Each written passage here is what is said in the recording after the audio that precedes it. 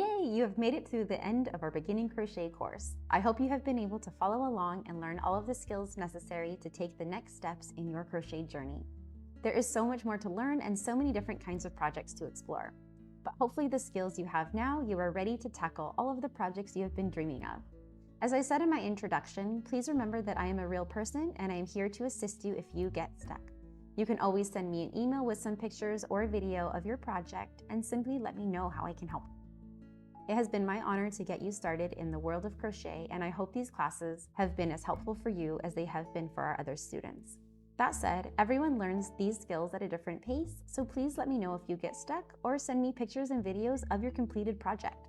I would love to see all that you have learned and what projects you take on next. If you are not already, please follow us on social media to keep up to date on all that Radiant Beans has to offer, or check in on our blog at radiantbeans.com to see what we have been up to.